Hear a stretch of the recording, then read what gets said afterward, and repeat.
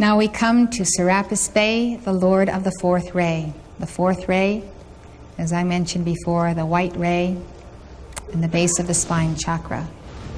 Here Serapis receives a neophyte into the mystery school. This is a painting from a book of his dictations I published, Dossier on the Ascension. This is a retreat that you go to learn the disciplines of the white fire of the Divine Mother and to prepare for your ascension, because you see, you ascend by the white light. And the process of weaving the wedding garment or the deathless solar body is taught to you here and in the Keepers of the Flame lessons.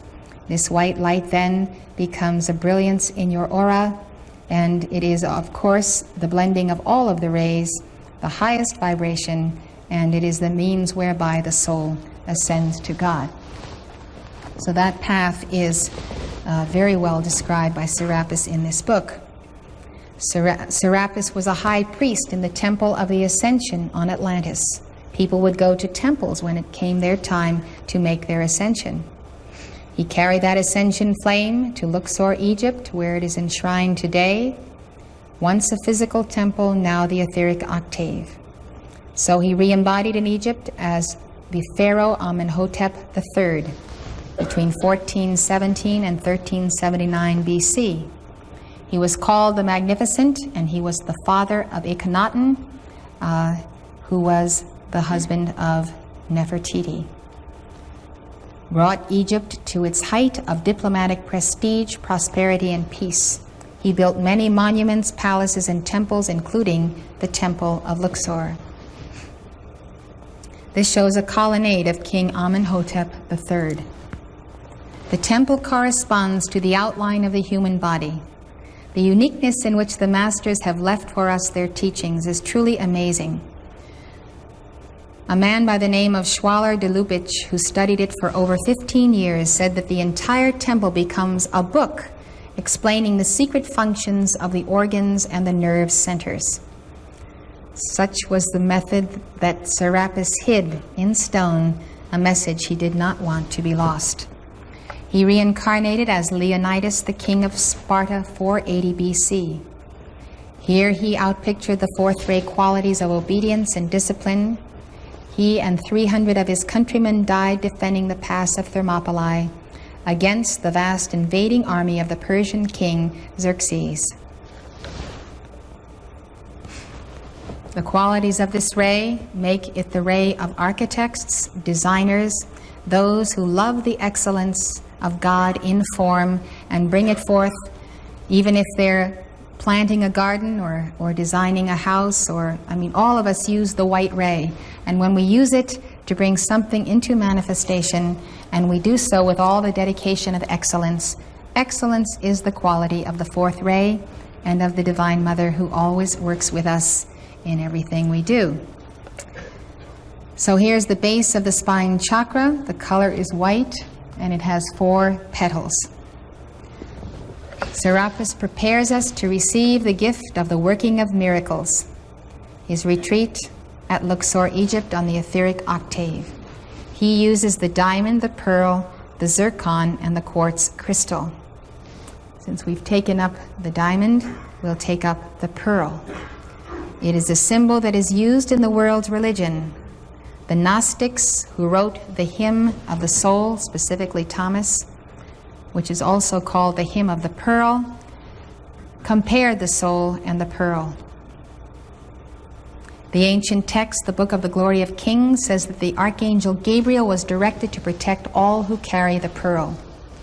Casey says it strengthens the body, should be worn close to the skin. Primary effect is upon the emotions. It helps develop an even temperament. I always feel the love of the Divine Mother when I am wearing pearls. Pearls are a focus of the resurrection flame. We have decrees to the resurrection flame. It's on the 6th ray. When you want to amplify the resurrection flame in your body, you give the mantra of Jesus, I am the resurrection and the life. And then you can follow it, of my heart, now made manifest. And we have visualizations for those flames in the Science of the Spoken Word book.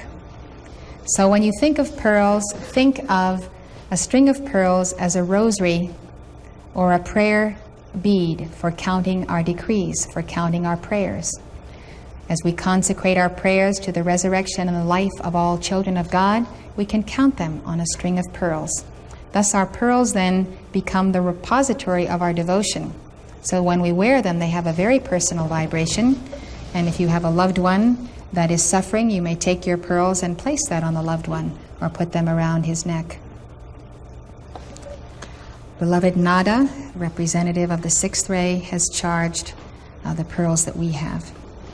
Now the zircon is another gem used by Serapis. It's said to allay jealousy. Then, besides the zircon, which comes in all kinds of colors, we have the quartz crystal, one of the most abundant minerals in the crust of the earth, and one which is so often used by spiritual devotees in this age.